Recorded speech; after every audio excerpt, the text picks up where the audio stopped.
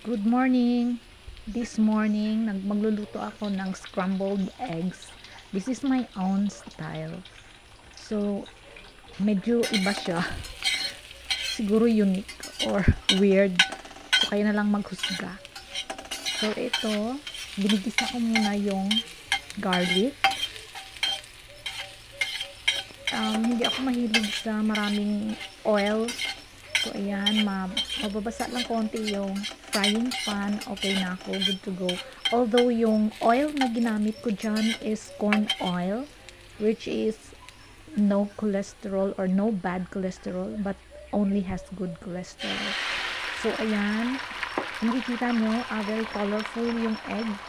Ang hinalo ko dyan is chopped tomatoes and cut yung green na onions. So, ayan, hinalo ko na lang dyan. Bali, ang ginawa ko, hindi ko niluto yung tomatoes. Nakalo na lang siya sa beaten eggs. So, ayan, 4 na eggs yan, guys. At isang medium size na tomatoes. At maraming dahon ng sibuyas. So, ayan, hinalo ko na dyan sa egg. Tsaka, niluto na yan dyan. So, ayan. So, gusto ko siya parang pizza. So, hinayaan ko muna siyang mag-set. So, ayan. Pa-set na siya. Kasi konti lang pala yung nilagay kong oil. Kaya, medyo nag-stick siya sa pan. Pero, I'm lucky kasi yung pan ko is stainless. So, very siya, yung madulas. And also, malapad din. So, okay naman yung ibang side. Hindi siya dumikit.